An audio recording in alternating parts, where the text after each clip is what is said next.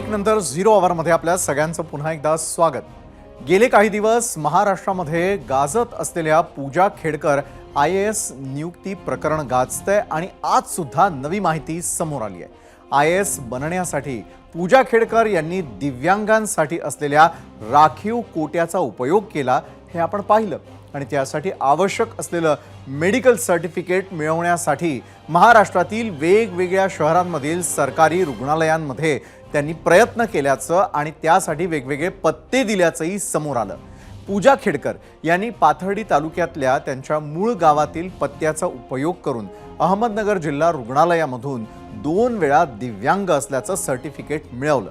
यातील 2018 साली मिळवलेल्या सर्टिफिकेटमध्ये त्यांना मेंटल डिसॅबिलिटी असल्याचं नमूद करण्यात आलं, तर 2021च्या सर्टिफिकेटमध्ये पूजा खेडकर यांना दृष्टी दोष आणि मेंटल इलनेस अशा 2 डिसॅबिलिटीज असल्याचं डॉक्टरांनी म्हटलेलं आहे। या संदर्भामध्ये आज अहमदनगर जिल्हाधिकारी सिद्धराम सालीमठ आणि अहमदनगरचे जिल्हा शल्य चिकित्सक डॉक्टर संजय घोगरे यांच्यामध्ये बैठक झाली। तत्कालीन वैद्यकीय मंडळातील सदस्यांचा लेखी अभिप्राय आणि जमा केलेली कागदपत्र यांचा एकत्रित अहवाल जिल्हाधिकाऱ्यांना लवकरच दिला जाईल असं त्यांनी सांगितलं। या प्रकरणाकडे आपलं लक्ष असेलच। तुर्तास झिरो अवरमध्ये आज इथेच थांबूयात। उद्या संध्याकाळी पुन्हा एकदा भेट होईलच 7:56 त्यासाठी पाहत रहा ABP माझा।